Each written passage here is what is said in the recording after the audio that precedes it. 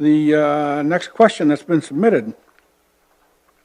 How do you think social media has impacted Brandon and/or this election? How do you think social media has impacted Brandon and/or this election? And let's start with Chuck.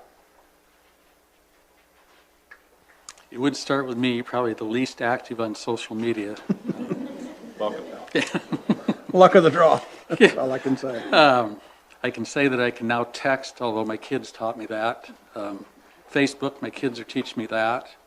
To use a cell phone, yeah, they probably taught me to do that. The impact on Brandon, from what I've seen, from what I've heard, there's been a lot of negative, which I feel bad about because I think we have a great community and a great school district, and you hate to see that happen on the social media. So I think that has impacted us negatively. And I think we can, who's ever getting elected to the council, I think that's a challenge for all of us to try to repair, to continue growth and just create more goodwill in our community, I think. What was the other part of the question? I'm sorry. How has it impacted Brandon or this election? I think it's in the process of impacting the growth. I haven't seen numbers for sure, but I would pose the question to, some of the city people. I don't think that we've rebounded from our constructing 90 plus homes back in 08. I don't think we've rebounded from that. Not all that social media, but I do think currently over the last year or so it's negatively impacted us, and I get concerned of that continuing, and then will it impact our school district? That's what I really worry about. Okay. TJ. I think social media has impacted and influenced, lots of elections as of late, including this one. But as a tool that, has billions of users across the world, I think it's something that we have to embrace.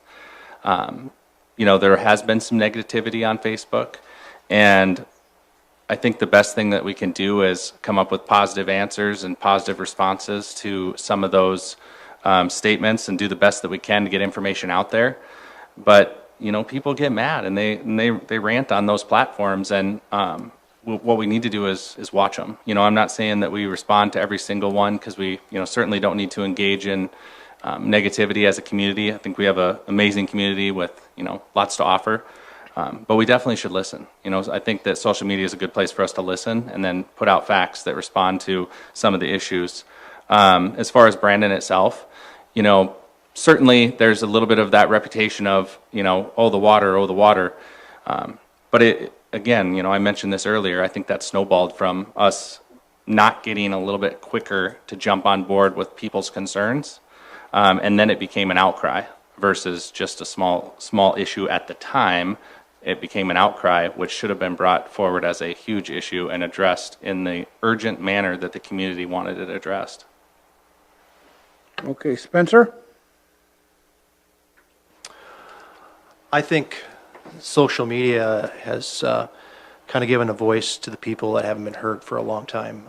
I know here in Brandon, it's kind of, the water issue has kind of been front and center, and there's been a lot of public outrage on both sides. I think it's put one side against the other, and no one's really willing to hear what the other side has to say, and it's kind of unfortunate. But I do think a lot of people have come together to try to fix a lot of the problems that we encounter here in Brandon, and I think that social media is a great way to communicate with people, and it gives people the power to get their voices heard, to where, in the past it's tough. There isn't that many avenues to get your message out or to make people feel like they're being heard. Okay. Michael? I think this is probably one of the biggest things me and Spencer disagree on.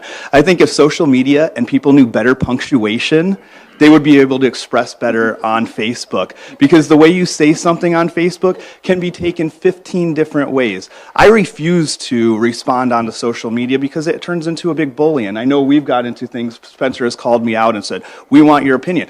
If you want my opinion, call me up. Here's my cell phone. I'll gladly put it on there. Meet me at the coffee shop. I'll sit down with you face to face and I'll buy you a cup of coffee. That's how it should be. I agree with Chuck when he says people should get together and meet more, because on social media, people become keyboard warriors. They're so much tougher. They're big. Me, I'm 170 pounds, but on social media, I can be 300 pounds because I'm beefcake. You know, I despise social media because people do not understand how to use punctuation.